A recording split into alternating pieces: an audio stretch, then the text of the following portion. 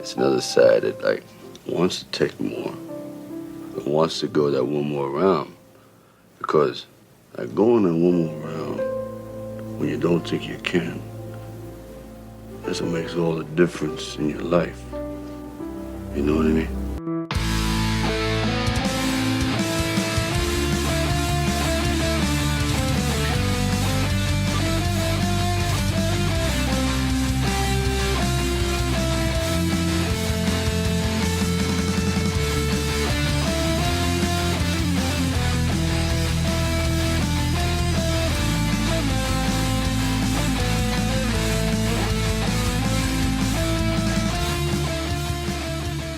This is One More Round, the Rocky Series podcast. But I'm glad you're safe from Ecuador. Oh, Kyle just joined us. That was quicker than we thought. Okay, Kyle's coming in late.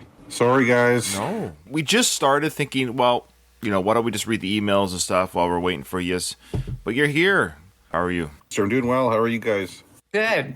I've got my coffee. I told Ryan before we started recording that Ecuador has the best coffee, so I'm drinking the coffee I brought back. It's so good.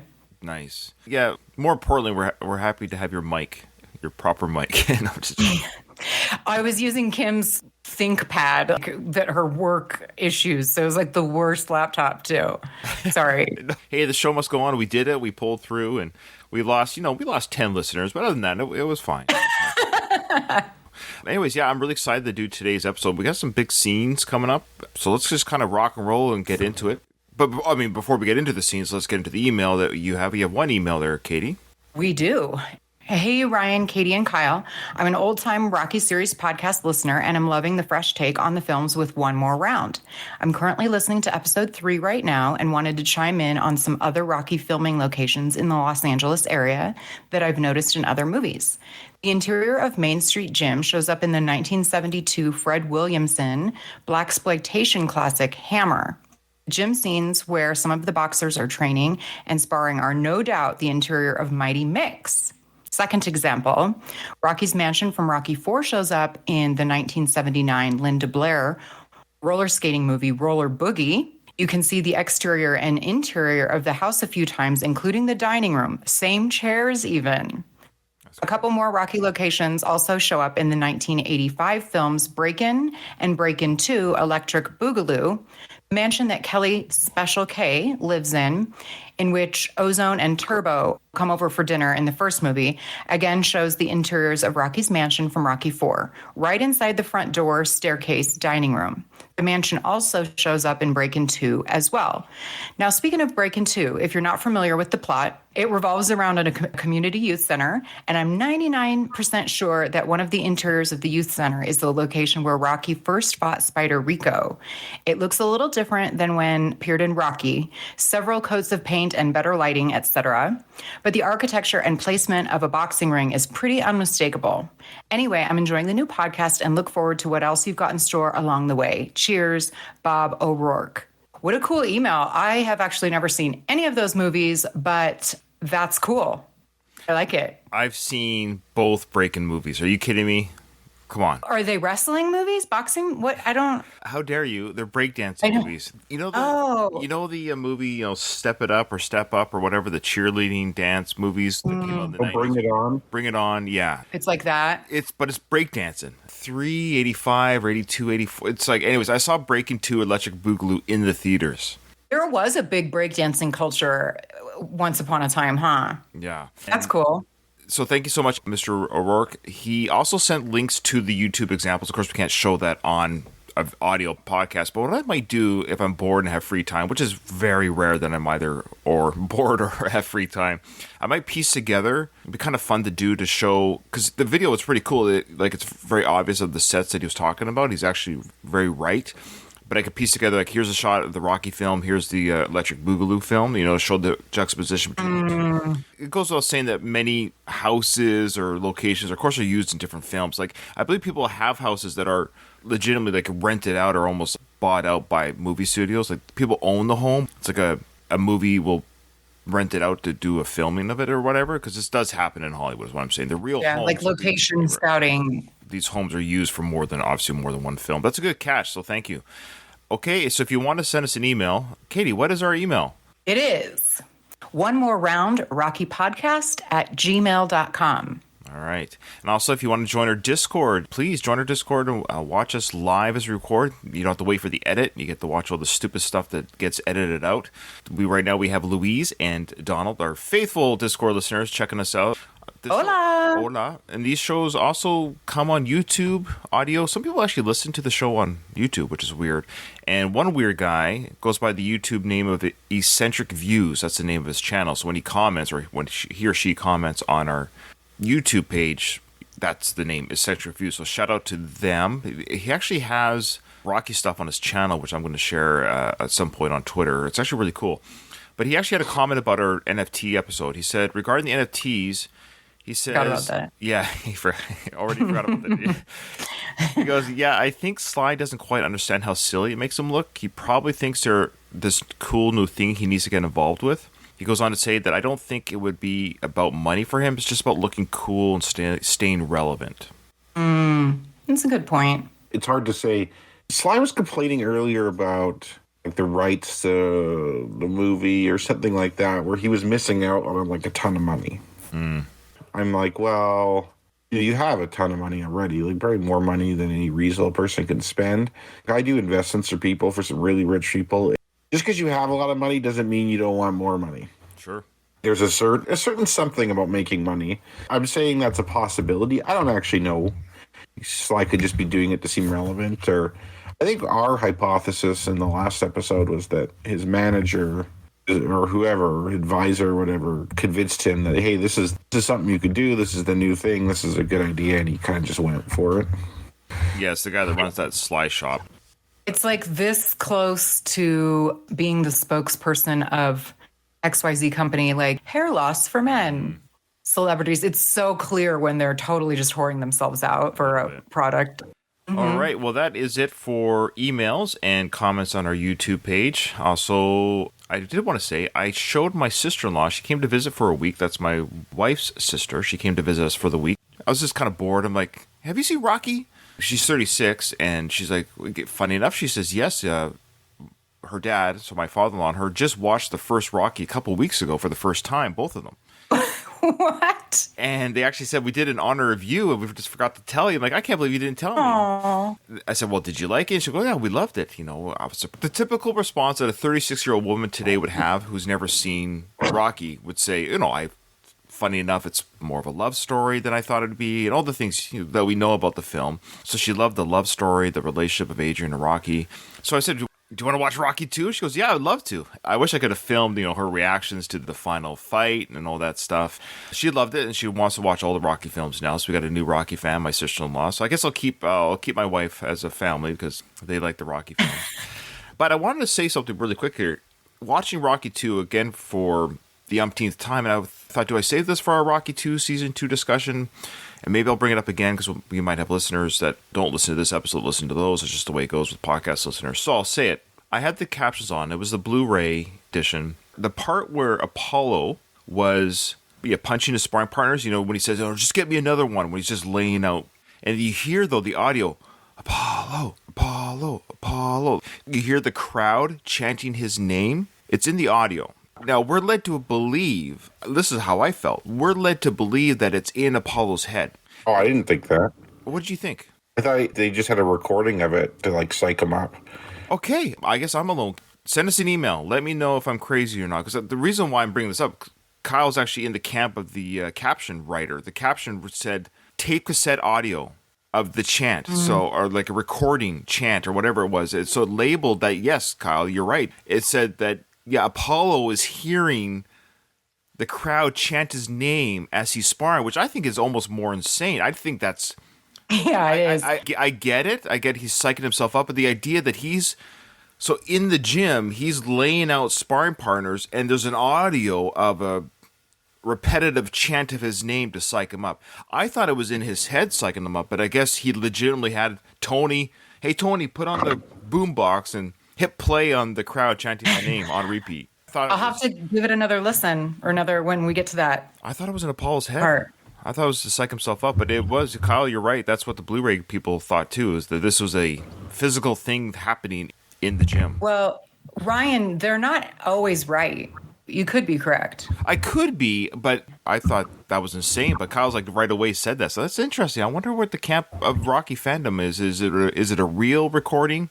I think it just makes more sense that it's in his head. I can't believe they actually set this thing up. Apollo's crew set up this tape recorder that hit play on this chant. To me, it showed like how kind of pampered he was. Like he had his palatial gym and this recording, and he could just go through sparring partners like they're nothing, and kind of feeds into the narrative of the third film that he wasn't connected to his roots, and he got soft in a sense. Luis agrees with you there, Kyle, that the sound was audible. Paul literally heard it. So there you go. Wow. Okay. Maybe I don't know. It's weird that I thought I was always in his head. Ryan, to me, that's very outside the box, like kind of artistic type of thinking. I almost to a fault a more linear thinker or more literal thinker. And I miss a lot of in films like that. If there's some kind of artistic liberty that's taken, I don't catch it. Like, I don't know, maybe I have Asperger's or something. I think it's cool that you thought that. Oh, thanks. We got more comments here. Donald also said, I think it's a real recording. All right, fair enough. And last thing, I caught this too, again. The reason why I wanted to bring up, because I didn't want to forget when we did the recording, because it's going to be, a few months from now when we get to season 2, so I didn't want to forget. When Rocky's talking to Gazzo when he's sleeping in the gym. Gazzo comes in to visit Rocky in the gym. He goes, you're Italian, you don't belong doing this. You come work for me at the docks, right? And Rocky says, now he says the words, I don't do that stuff no more. Okay? You remember this? When he says he doesn't want to break thumbs anymore and what have you? He points to himself, but I didn't catch it. He actually holds the crucifix in his hand. He holds the crucifix in his hand saying, I don't do this stuff anymore because I found God recently. And it's interesting because throughout all of Rocky 2, he's wearing that crucifix outside of his shirt through the whole movie. And he never did that. He never wore a cross in Rocky Part 1. He gets married. We see this crucifix is prominent throughout the whole... I mean, my sister-in-law goes, that cross... He's wearing that cross outside his shirt the whole movie. It's a very conscious choice by Sly to wear... So this is a question, again, I have for the listeners. Did Sly, the actor, find God between Rocky 1 and Rocky 2? Is it just a character thing? Because he also, in the movie, he talks, he goes to Father Carmine. He obviously gets married at the chapel. Oh yeah, when Adrian comes out of the coma, he mumbles, "Thank you, God." He prays in the chapel. There's so much religious overture in Part 2 that I guess we've always known was there. But when I counted all the different moments that there was prayer, going to God, searching God, and then he held his crucifix talking to Gazzo. I don't do this. That's not me anymore. He holds his crucifix. He makes a note of holding that, showing that Gazzo, I've found God now. That is not at all how I took it, but you're bringing up some really good points. I always took it as, I'm a family man now. I did too, until this viewing when he actually held the crucifix when he said that. That was the clue. He grabbed the crucifix saying, that's not me anymore. I thought he was pointing at himself, but no, he's holding the jewelry. I mean, it might have been purposeful, or, he's fidgety, he's always got to be. But yeah, you did bring up a number of scenarios. The priest thing, obviously they got married. His wife's in a situation where even a non-religious person would pray. The Italian priest thing just seems like, oh, of course, everybody in the neighborhood probably has a couple of priests that they know well, But of all the Rocky I don't films, know. Of all the Rocky films, it's the most religious. It has the most religious overtures. And I'm just curious, again, to our listeners, let us know in an email or comments on our YouTube channel. Am I off my rocker? Just saying about the audio thing. Like, it just seems like Rocky makes it clear as a character and or Sly as an actor, because we know he infuses his real life into these films. Did he, at this point, find God again in his life? Who knows? It'd be interesting. Okay. Oh, I was just going to say, isn't that awesome that, how many times have you seen these movies and you're still noticing and posing new questions? So that's great. Awesome. This podcast is the last round. We should call it one more and final round. We're not going to go through the series a third time. That'd be hilarious. One more and the final round. Maybe we should have retitled that. We'll be like the Rocky films. We'll be like them where it's like, this is the last one. Good point, Kyle. Another series. How meta. I'm officially retired. Okay, there we go. Let's go into the film. So the last time we left is when Rocky said, I should have broke your thumbs. And Bill Conti plays that wonderful score over Rocky walking away. Now we got this great exchange that's going to happen between Mike and Rocky before Rocky enters Mighty Mix. Hey, Ralph, heard you did real good last night. Absolutely, should have seen me. Don't you think you ought to take a rest? No, my back is hurt. Your back? My back is hurt. You deaf? I'm short. Okay. First, what I like is Mike actually mentions, I heard you did real good. So I guess there has been some scuttlebutt in the gym that Mike works in that Rocky beat Spider Rico. Maybe Spider Rico was some sort of... It seems like Spider Rico is some sort of accomplished fighter because even Rocky's really proud of the fact that he beat Spider Rico. A guy like who's playing pool in the bar, he knew who Spider Rico was. That's true. So I guess maybe Spider Rico he's not a bum. Well, we'll find out later that's how Mickey feels. But then Rocky mentions that his back is hurting. Do we ever get any indication later in the films ever again about back issues with Rocky? No, I think when Rocky's on his date with Adrian and he's saying like the morning after a fight, you're really sore when you're hurting. I just chalked it up as part of that. But why was Rocky so snappy with Mike? Are you deaf? Good question. People are kind of dicks to each other in this film a lot. I don't know if it's just kind of like the neighborhood or just the culture there, but people are really rude to each other in general. And yeah, he was pretty rude to Mike there. Mike was being real nice to him too. I just gotta say. Mike's like the beta male of this place, I guess. I don't know. I can't wait till we cover Rocky V when Mike's twin brother Jimmy. So the my back is hurting and the I'm short part. I know this has probably been discussed like ad nauseum, but when I was younger, I was always confused about shouldn't you take a rest? No, my back is hurting. I'm going to come work out. And now I'm like, okay, well, maybe he just wants to get his body moving so it doesn't keep stiff or something. Whatever. That's maybe how I'm explaining that. But are you deaf? No, I'm short. What the hell is that? Does anybody have any idea? Maybe sound takes longer to get to him or something, or it loses its volume the farther it travels down. I could give a little bit of insight, maybe. A couple things. I think Rocky, first about his back, I think Rocky is going to the steam room, where he's really going for his back. I think he says later on, he's like, I'm going to go take a steam because I did real good last night. I think that's what happens. This short guy here reminds me of my brother-in-law. My brother-in-law's about 5'4", and he wears a hat like that too. Like a lot about this guy reminds me of my brother-in-law. It's hard as a guy being short, especially if you're really short like that. A lot of women don't want to date you. A lot of other guys don't respect you. It's not easy like that. It's not fair either. It shouldn't be that way at all. Right, no. And I'm talking in general, right? There's lots of people who are that height who are fine, but I'm just, in general, they kind of have a chip on their shoulder about it. My brother-in-law certainly does. He'll kind of bring it up like that. So Rocky's saying oh, are you deaf? He's saying, no, that's not my problem. My problem in life is that I'm short. Yeah, it doesn't have to do with his hearing, but he's just kind of lamenting the fact that he's short. I love Good insight, Kyle. I love it. That's great. It is great. I love the hat because it adds a couple inches, right? You can put a hat on your head. It gives you a couple inches of height. Short guys like that, if you notice, and Sly's like this, because Sly's not tall. They often wear shoes. How dare you? Lifted, Sly is 6 feet tall, full set of hair. How dare you? This guy, he just has normal sneakers, though. He's owning it, so to speak. I do like how Mike is cleaning the garbage outside Mighty Mixo. That's pretty good. That's pretty cool. Like he's actually makes it nice and neat outside. Mm-hmm. That's his job, Like right? He cleans up and you get outside, get some fresh air, get away from Mick. Yeah, that gym probably stinks like no other, too.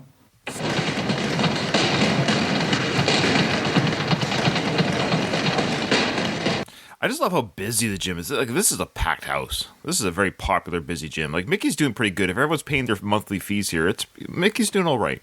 He should teach Polly some lessons, or maybe that's where Polly got his business sense. Even that Sperino who takes over this gym all those years later, man, that guy is not running the business like Mick did. No. You can really feel the energy in this place. There's a good vibe here. Because they got the eye of the tiger. They're hungry. They're hungry, Rock. Yeah. Have you guys talked about the fashion is quite the right word, the clothing that was worn in the 70s? I'm not sure if you guys have met me or not, but I'm like very much an old soul and I like things that are like old. I love the look, this look, like the high socks with the stripe and the kind of the boots, not just the low tops. I really like the look of 70s-esque boxing. midriff Win Apollo midriff shirts. It's ridiculous, but I freaking love it. What do you think of the guy's suit here? The guy has a towel over his shoulder, but he's actually wearing a suit. He's managing somebody, I bet. Maybe. Just typical 70s. It's the brown color. Everything's brown or orange in the 70s. And then his shirt, you see it has several buttons are undone. The collar's quite restrained for the 70s. It's quite a small collar.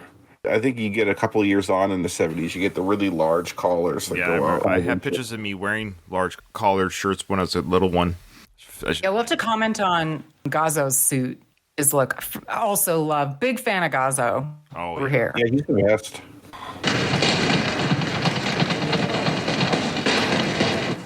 So, of course, this scene that we're watching now is Rocky going to his locker. Could we rewind just a little bit? I want to read what that sign says, if we could. The one that's over Rocky's head that you walk by? Yeah. No kissing. No kissing. When I saw this in the theater, I noticed that. I couldn't remember why. I just remember noticing that sign being weird. I couldn't remember why. No kissing. But isn't that an odd sign for that locker room? I at first was like, why are they telling them not to kiss each other? Like, is this a big problem? And then I'm, oh, duh, they're just women weak in legs, right? Isn't that what it's like a men's supposed to locker room. connotate? Well, that's how I initially took it. I honestly think it's reminding them about how women weaken legs.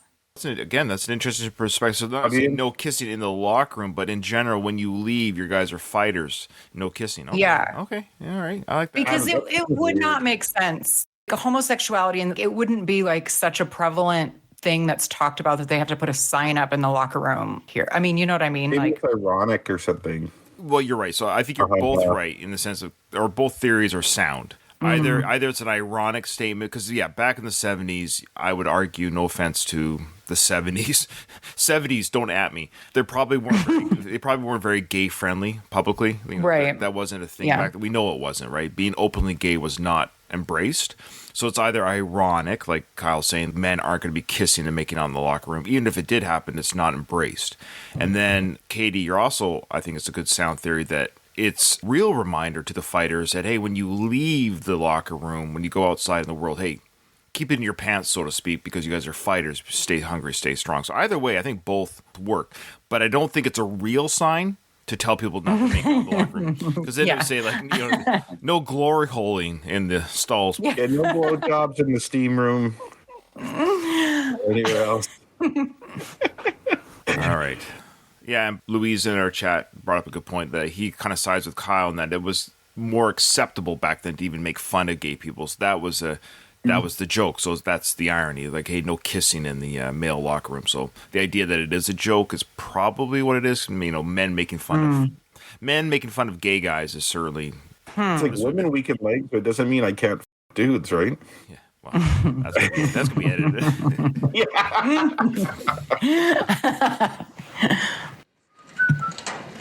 Now I think he was doing the Bridge of River Kwai whistling. Do do do. Do do do do do do do. That military march song that we all know. Bum bum bum bum bum bum bum bum. oh my God, I only know it from The Breakfast Club. Oh. I didn't know what it was from other than The Breakfast it's Club. a military march. The River Kwai was made that popular back in the day, so that would have made sense for this time of the film. Of course, he doesn't know the combo, or he thinks he doesn't know the combo. Now, him pulling that out of his hat, that was actually John G. Avildsen that suggested that Rocky has the combo in his hat. I think it's a great little touch. It is a great touch. Makes you think how like quirky Rocky is. This guy's different. That is so weird. It's so weird. Keep your locker combination in your hat like that, but it's kind of like an eccentricity, a cool quirk that makes you like the person. Rather than keeping it in your wallet, is that what you mean? Yeah, I guess so. Or even just having it at all. For me, once you learn your locker combo, you learn your locker combo. You don't forget that. They get hit in the head a lot, though. Yeah, that's right. Yeah, good point, Katie. And did you see, again, watching it so closely, I kind of love this. His second try, when he tries it first and it doesn't open, you see him glance up to make sure that he's at the right locker before he tries it again. And then it still doesn't work. And then he gets his hat off. Good catch. I always thought he was just looking up to the sky to remember, but he was looking at the locker number. I like that. Okay, there you go. Oh, either way, I thought he was looking to ensure he was at the right locker. I think that's probably correct. Yeah. That's a logical thing, right? Because you got to make sure you're at the correct locker. And Yeah, I do love how he's got the combo. Imagine Rocky in today's world trying to remember all your passwords for computers and stuff. yeah, he needs that app. I don't know what app that is. Man, if we had sponsors on this show, that would be like the perfect place. Oh, we Put could combination your hat app. There you go. To remember all passwords to your hat app.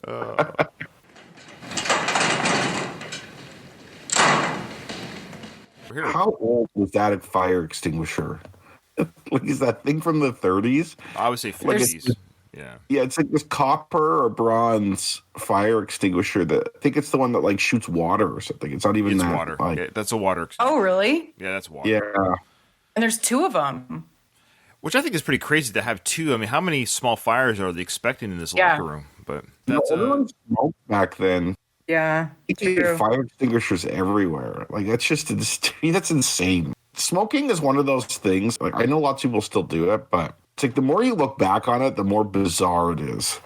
right. Sure. Of course. That's an old style extinguisher there. It looks like you would turn the top, that wheel at the top there, you turn it to the right to get the water pressure Open. flowing. Yeah. Oh. And then there's probably a handle that you squeeze to get the pressure out. But you'd have to open that top up before you squeeze on the trigger. But yeah, so it's got this big copper that I agree is probably copper. I think at this point, Rocky does know it's not his lock. That's why he's so ready to break it. And 6 years, this locker is never not open for me. And so he's going to grab, he knows it's not his. Something's up. He kind of knows. I think you could be right on that. I'll just tell you what I've always thought. For example, sometimes, when it's just things aren't going right, when you're really overwhelmed, like yesterday, I had a long, hard day, and at the end of the day, my earphones weren't pairing to my phone. I just wanted to listen to some music while I was doing housework, and I was just so sick. I was just the end of my rope that day. I just wanted to smash my phone or smash those earphones. I've always thought of it. He's just like, oh, this lock isn't working. F this shit. I just want to open it. I will just smash it open. I just don't care anymore. I think you're right. I think I agree. That is the first time viewing. But I'm wondering at this point, we know the history that he's been here for 6 years. It's probably not the first time a locker's been taken from a guy. So he might know at this point, hey, something's up here. This isn't my lock. But yeah, either way, he's pissed off. Either way, he's going to. Yeah. No, Ryan, like, I think yours is sound. That absolutely could be it. I do like how he gets it on the first try. So was this Sly really breaking a lock, or was this a prop lock that was just going to open whether? Because It's probably a prop lock. Okay. It could be, but that's a legitimately broken lock. They maybe broke it, just used some super glue or something to keep it together. So when he hit it, it would come off for sure. Because locks are tough to break. I mean, that's a good solid hit. Like, don't get me wrong. He hit it. It looks like he gave it an honest hit. But I'm telling you, if you gave the task, like take an extinguisher and try to break, you're not going to break it on the first hit. I guarantee you won't. That sounds like a challenge. Oh, challenge accepted. We may have to replicate this. I'm going to have to find a fire extinguisher like that in a padlock. Yeah, I feel like you would bend the copper before you'd break the lock. Possibly, yeah. I don't know. Copper is a softer metal, maybe. But yeah, the idea that this lock broke on that first hit, I know it's just a movie. But again, locks aren't that easy to break unless it's. But yeah, I think it's a problem. It shows Rocky's strength, right? Oh, okay. Yeah. It shows Look that how he's menacing he was. powerful and he's competent. That he can hit that lock. Like physically, he has a physical capabilities where he could just smash that lock first try because he's badass like that. Now, of course, this is a classic, a little moment here where, we know as an audience, like, this couldn't be Rocky's locker. There's a bunch of black women on the pictures of black women. There's no way this is like, why doesn't Rocky have an affinity for black women? We as a viewer, again, like, oh, this can't be Rocky's locker. This isn't. We know he likes Adrian, right? We know he's into Adrian. We don't see any pictures of black women in his apartment. Also, again, it's the 70s, and so one could make a pretty good guess that this is. Does the woman on the left, doesn't she look like Grace Jones, sort of? One that's baring her teeth. Yeah, yeah. One. I find black women attractive. The one in the middle looks pretty attractive. The one on the left there looks scary to me. She does. I know. That's why I wondered, because Grace Jones is known for being pretty outrageous. And I just wondered if it was a connection. It's probably not her because she looks a little too. It's probably not her. No, it's not her. But the age wouldn't make sense. Yeah, the age wouldn't make sense. Okay. If it was, I was like, well, Dolph Lundgren was famously Grace Jones's boyfriend for a long while. That's right. In real life. I thought it was a Rocky reference to a later movie, but it's not. Okay. No, This is so soft core too, right? Like the most scandalous thing there is there's a woman in granny panties and got sports bra. And then I guess one in a bathing suit there, but I'm like, he's pretty conservative here. Usually you'd see some boobs or something. There's just like a bikini and some legs. yeah, we got a picture of And- literally just legs, no body, Legs. just 2 pairs of legs. So he's a leg guy, maybe. Yeah, we have that one girl who she looks fairly young, kind of wearing a sports bra type thing and panties in a hunched over sitting position. The scowling face that we all know about. I think everyone kind of sees that one first, and then a very conservative. This could be my aunt picture. Like this could be, this could go on, Yes. like that one could go on Honestly, Facebook. I like that one the best, if you ask me. I don't know why. It's like a MILF thing or something. Sorry, Ryan, for all your editing you're going to have to do on this. MILF is fine. MILF is fine. Oh, okay. There is one. Now look below the girl who's sitting. There's a girl who is naked, but her nudity is covered by A sticker. a sticker. You know what it says? Get yours now. That's what it says over the woman as it covers her. It's like from a magazine. She's hawking a Yeah. product of some sort, right? It's for sure. Well, okay, so I'll share a very brief childhood story here, teenagehood story. So when I was a young man, internet pornography wasn't really a thing. So we had to find ours the old-fashioned way, and there was this old garage in our neighborhood, our friend's dad's garage, and he had this box of like 70s porn that we used to break into his garage and take it. And there was stuff like this in there, where it's like the back, there's like advertisements where you could buy more and you could order in. Like you'd cut out this thing and send it in. And it's like, get more. And they would star out the naughty areas and stuff. Like, so I'm pretty convinced someone cut this out of like a porn or that kind of magazine and put it in the locker here, which is so sad that you cut out like the advertisement one. Hey, yo, Mike. Where's my lock? Whose stuff is this in my lock? Stipper stuff. It ain't your locker no more. Talking about ain't my lock. It's been my locker for 6 years. Where's my gear? All right, so now we're getting a little bit of history here. So he's been, as we know, he's been at this gym for 6 years. So he started coming to this gym when he was 24. Just a little Yeah. backstory there, yeah. How did Rocky not get drafted into Vietnam? Like, how is that possible? That'd be 1969. He would have been 24, not in college. He would have qualified for no deferments. I have actually the similar question for Sly. How did Sly not get drafted into Vietnam? I can tell you how my dad didn't. If you have a really late number. Also, my dad did go to college, but he had his number was 350 something. So it was unlikely he was going to. You could check if Stallone's birthday, maybe, because they did the draft number based on your birthday. I can answer your question, actually, Kyle. Okay, okay. This is some of the where some of the hatred for Sly in real world has come from over the years. Is some people have accused him of being a draft dodger because during the time of the draft he seemed to do a lot of outside of the U.S. filming. He went to other locations and places, so he wasn't in the States during some of that draft time. I don't know exactly how it works, but I also know not everyone is drafted. You don't draft the whole population. The United States doesn't go to war. So to be fair to Sly and I guess the Rocky character, just because you're eligible doesn't mean you go. There's a variety of reasons why people don't go. So not every young man goes, or else you'd have obviously a force of millions. But people have to also still work and go to school, and so that still happens. So not everyone was a Dodger. Obviously, the famous Donald Trump was that he had shingles, or was it Spurs? Yeah, Spurs. Yeah. So, I mean, we know the jokes there, but the point is there are reasons why people don't go. But I think for Sly in real life, yes, he was out of the country for a period of time, quote unquote, acting. There is some speculation that he was avoiding the draft. So be it. Unless you talk to the man himself, I don't think we'll ever get a straight answer. But regarding the Rocky character, you could just argue, his back was hurting. He couldn't do it. So, Yeah, because like typically like they drafted out of the working class beginning of that war, big time. That's why one of the reasons why the draft lottery came up is because people felt like certain groups are being drafted a lot more.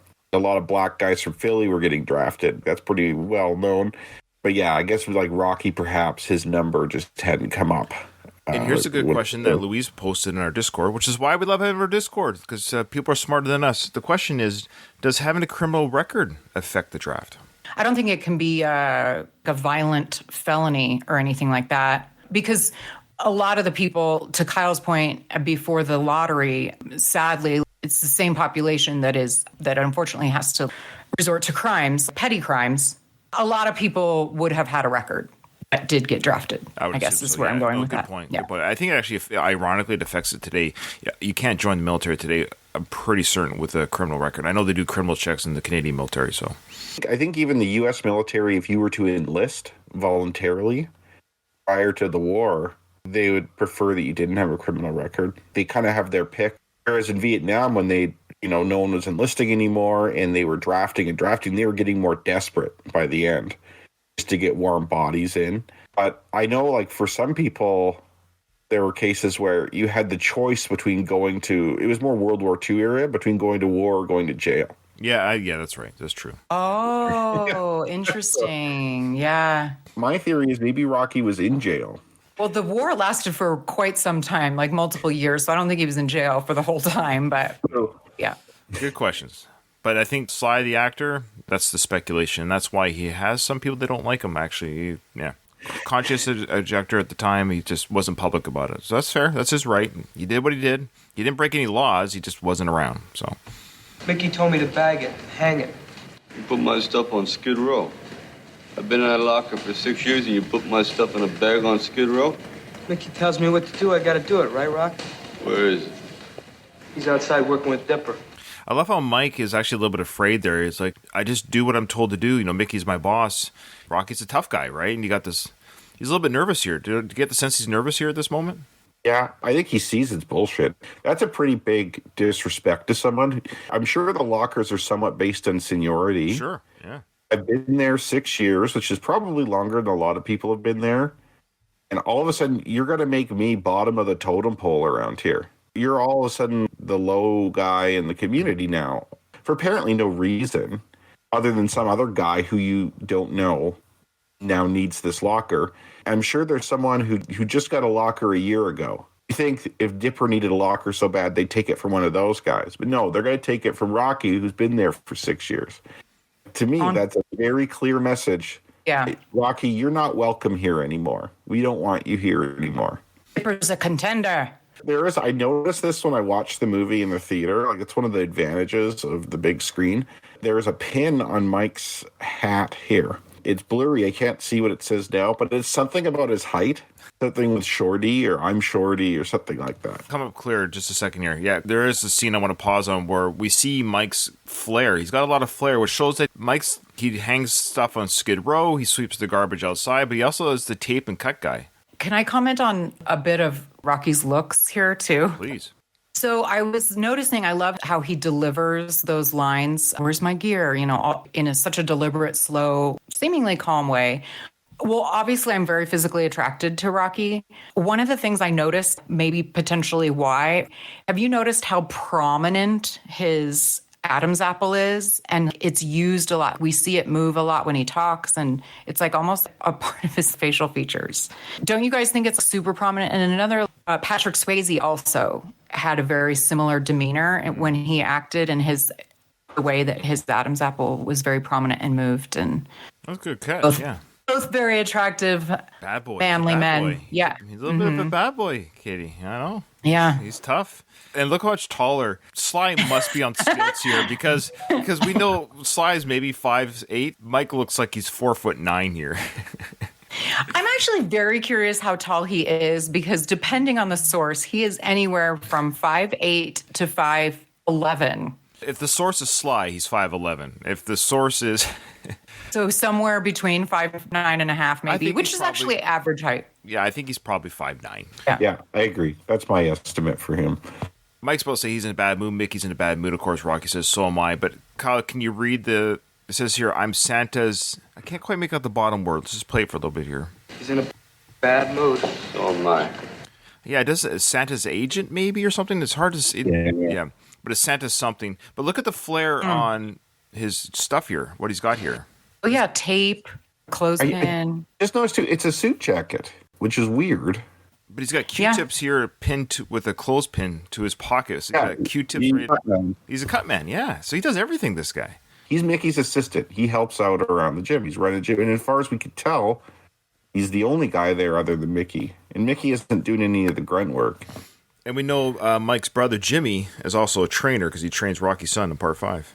Mm-hmm. He comes by at night, obviously. Does the night sleep-ups that Rocky eventually did in Rocky 2.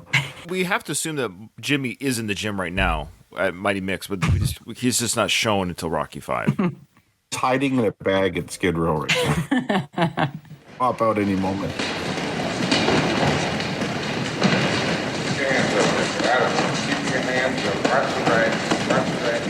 Hey, man, shut up. So, holy smokes. So Rocky goes over to talk to Mick. Our first line for Mick, that should have been a good trivia. What is Mickey's first line in Rocky? Shut up! That's actually how I greet my children in the morning before I've had my coffee. Hey, Dad, shut up! Why does he even bother with the docking cap, too? It's like on the back of his head. What's that doing? Hiding a bald spot. Oh, maybe. Burgess Meredith, those are prosthetic ears that he has on to give him that cauliflower ear. And And the nose, too. Apparently the nose is makeup, too, to make it that puffy nose. That's all makeup. It's pretty good for the 70s. Another side note, Burgess Meredith playing Mickey, of course. We all know this. I'm not saying anything we don't know, but there might be the odd person doesn't know. He's the same age here that Sly was in Creed Part 1.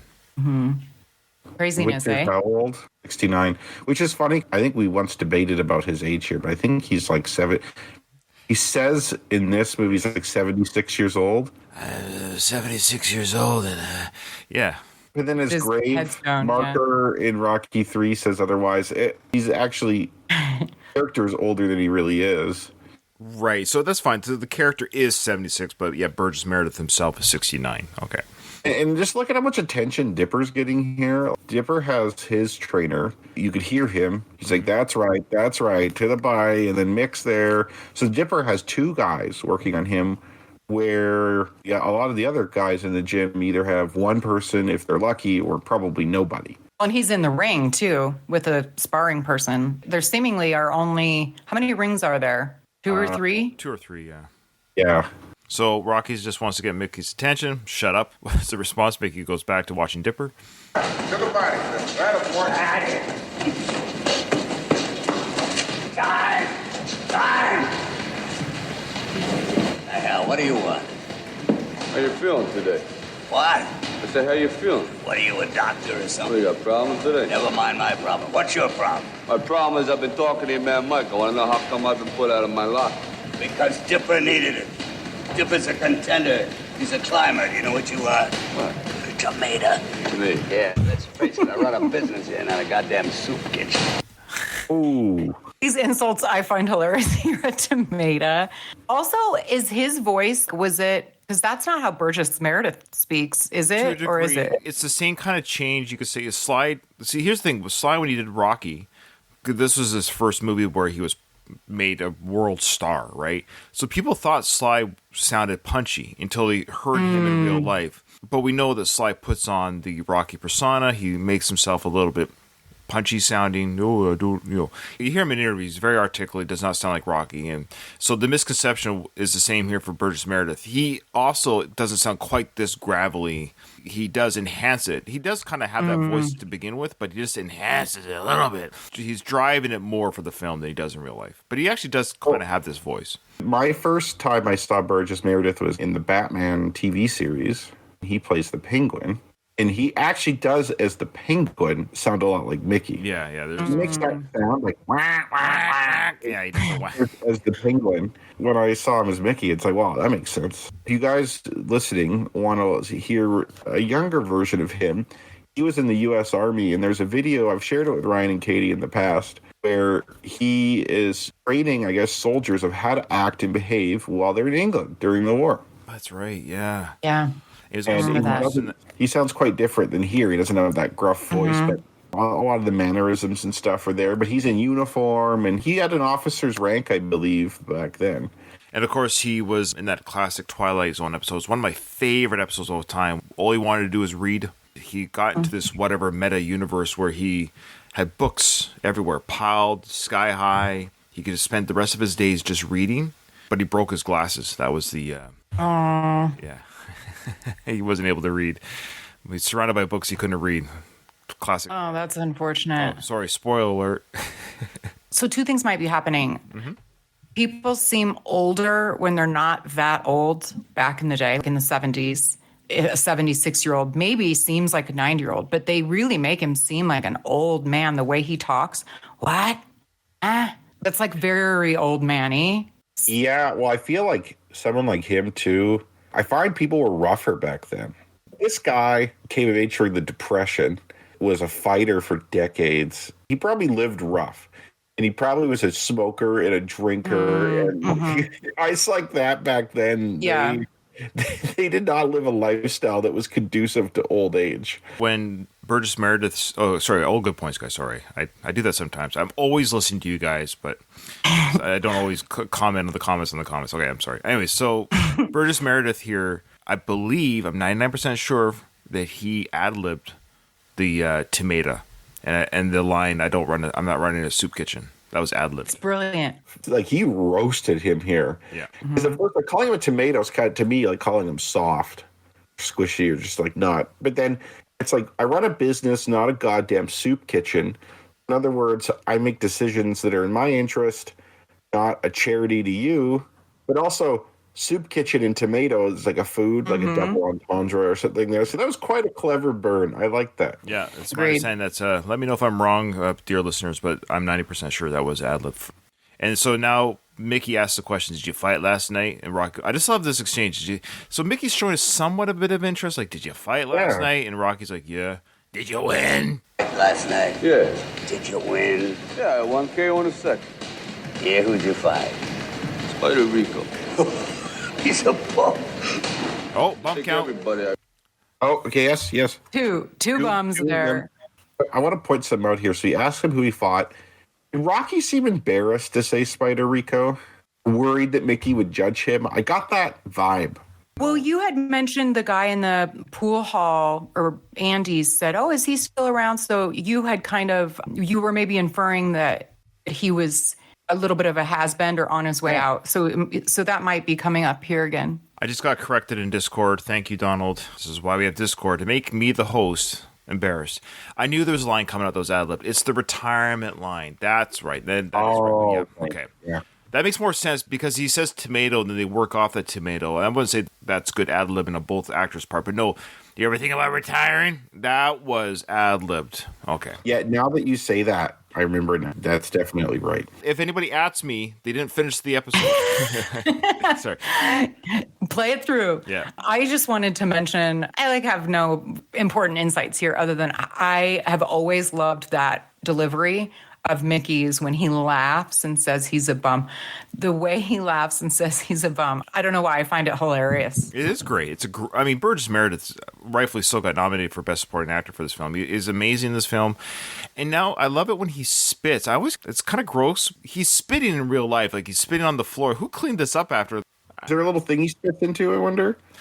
Is it like a tuh? I spit on it. Is that Okay. what it is? There's a line in Goodfellas where Karen, Hank Hill's wife, is talking about the police coming to search her house. And she says Hank's colleague, Jimmy Conway, who's played by Robert De Niro, his wife would get incensed when the police would search their house, and she would spit on her floor out of anger. And Karen's like, I don't get that. Why would you spit on your own floor? Yeah, that's right. That's a good point, but I would assume Mick is spitting into the spit buckets that the boxers use, so he's probably spitting into the spit bucket, which is all just gross to me anyways. It's spit into the spit bucket. This is all gross. I find the whole spit bucket part of boxing very gross. Spitting's a sports thing too. Next time you watch a Major League Baseball game, look in the dugout and how disgusting it is. No, I don't want There's to. like sunflower seeds, cups. They just don't give a shit. To me, that bugs me. I'm like, have a garbage can there. Like, throw your garbage away, you pigs. It's like football seems better. They have their act together. I don't know. Some sports, they're just animals. Football players, they don't spit, but they just gamble and beat their spouses. You do your dirty work off the That's field, right. guy. Off the Fight is a bum. Well, ain't they? You got heart, but you fight like a goddamn ape. Nothing special about you. You never got your nose busted. So we're getting a lot of insight here. So Mickey has seen Rocky for 6 years. So he's saying, hey, look, he recognizes, Rocky, you got a good heart. You mean well. You love the sport. You love boxing. You're here all the time. You know, you show up and you go out and do it. You fight like an ape. What I love about that analogy is, you know, apes in the wild, when they swing, they just kind of like haymakers. You know, they just, whoa, whoa, whoa, they just swing around. There's no technique, no finesse. They're just big, rumbling beasts who just keep pound, pound, pound, pound, pound, pound, pound. There's no finesse or style or technique. Just brute. And then also he says, you never got your nose busted. So this is an interesting, I think what Mickey's saying is like, maybe have you fought anyone of value? I misinterpreted this line every time I watched Rocky until I just read the subtitle.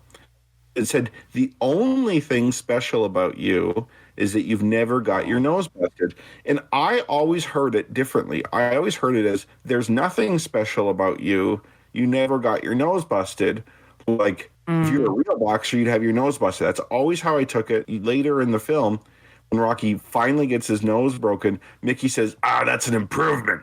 Kind of reinforced what I thought there, but the subtitle seems to give a totally different thing. Like, that's somehow a good thing that you've never got your nose busted. Well, this is the only thing special about you is having got your nose busted. There's two ways of doing that. Either he hasn't gone to a real down and dirty type of fight, or for whatever reason, these 6 years he's been at the gym or been boxing his whole life, he actually has been blocking punches for some reason. Rocky decided to stop blocking punches when he entered the Yeah, I was going to say, that doesn't fly. He's on a date with Adrian, right? He says, like, I've had guys busted on it, I've had guys chewing on it, I've had... Like... He's never been busted. Busted! Oh, God. Oh, leave it that way.